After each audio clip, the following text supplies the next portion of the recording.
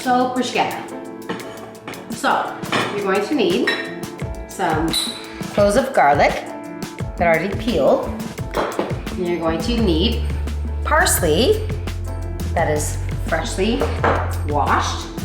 And you're going to need the little baby sweet tomatoes. That always makes the best of your bruschetta. Then you're going to use, usually always olive oil, but now we're going to use the corn oil and a little bit of salt. So you're first gonna start with your garlic that's already cleaned up. You can always do as I do. I take a few. My hands are always washed. You take a knife and you're going to slice them. And if you don't have one of these choppers that you see here, is one of these to kind of like, you'll see in the video, to chop up your garlic.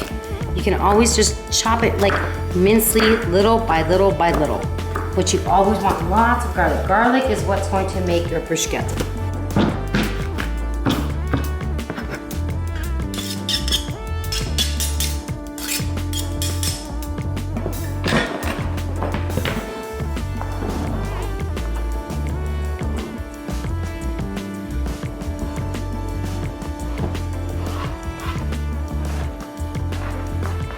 So now we're going to take washed parsley that's already been washed and cleaned, and you're going to do the same.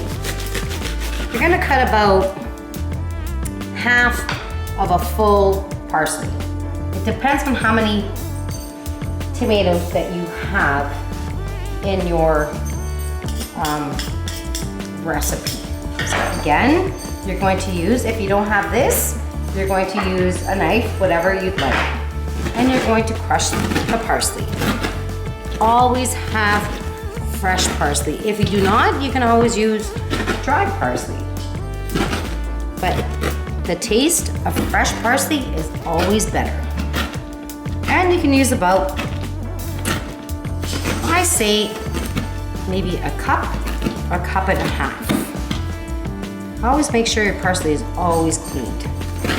Rinsed.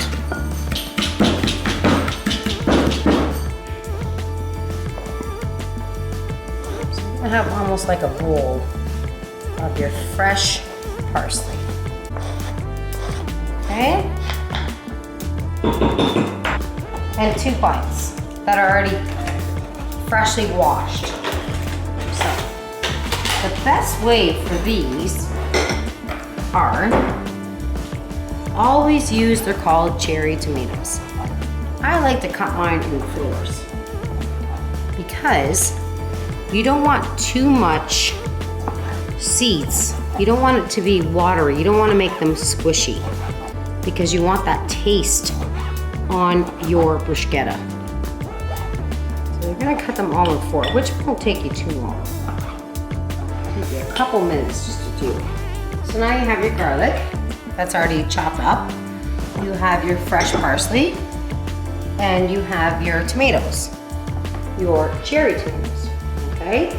Now, we are going to put them in a large bowl, whatever bowl you can find. Sorry. And we are going to put them in there, which they're going to fall out. Okay. And again, the more garlic you have, the more garlicky it becomes. And that's the taste and flavor you want. Always use cherry tomatoes. Do not use, you can use regular tomatoes, but use cherry tomatoes. And always use a wooden spoon. So now we're going to put, like again, more garlic you put, the garlicky it gets. So we're gonna put that whole big cup of garlic in there that we had. And we're going to use that whole fresh parsley that we have, which is so much parsley, which is going to taste very, very well. And what you're going to do is, on the top, this here, and I don't usually measure, but today I will measure, okay? We're going to use a teaspoon of salt, which should be quite enough salt for you. But up to your flavors, it's up to you. Then I'm going to take, again, you can use olive oil. I prefer to use the pure corn olive oil only because it's better for you. They say olive oil is good for you, but I like this oil the same.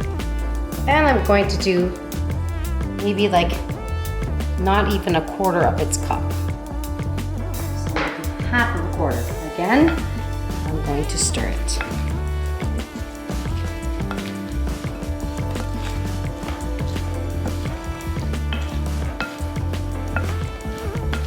Okay, so now we have everything in here, okay?